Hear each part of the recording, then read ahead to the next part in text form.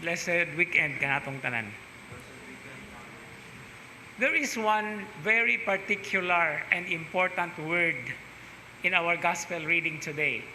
And normally, as a student, I remember our professor that St. Mark's Gospel, the shortest of the 4 Gospels in the New Testament, is easy Greek. But John's Greek is easier than this Gospel. But since the presentation or the writing of the Gospel of John uses a certain strong flavored Greek that sometimes it is a little bit, not just amusing, but usay makakurat ba kay busugid gid sa tinuod. No? One example for this is in the Gospel of St. Matthew, the apostles are not called hard-headed, no? But in the Gospel of Mark, straight to the point, no? So this is the roughness of the Greek of Mark's Gospel. And one of these words that I am talking about is actually the use of rebuke as applied to the sea and to the wind. Now, rebuke is a very special word, which actually, if translated into English, is exorcism. No? But that's another technical term.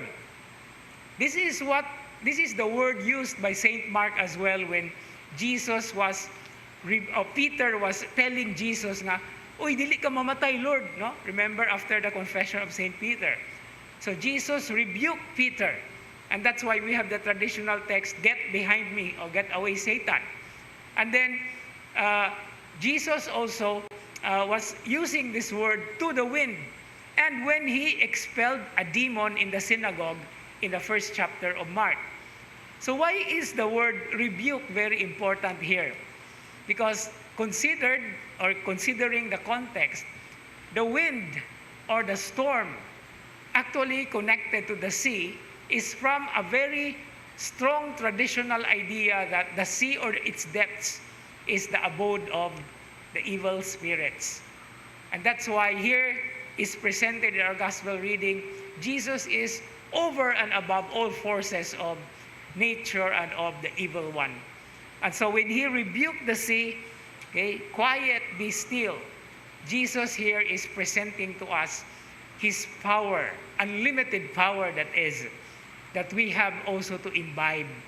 Because we as baptized individuals, we, with the power of the Lord in us, we can also rebuke, okay, certain things or calamities. And rebuke here is not necessarily a strong one nga murag imod yung palayason, but this is in the context of earnest prayer. Because after all, it is not we who rebuke, but it is the Lord who rebukes for us all the evils that are happening in the world. Inasmuch as we have to be attuned with His presence and with His will and goodness for all of us. So as we continue with this Eucharistic celebration and about to end another week, we are going to another Sunday, another week. Let us constantly be reminded of this powerful presence in the Lord. And His presence should always give us more confidence despite the many things happening in our world and around us. Amen.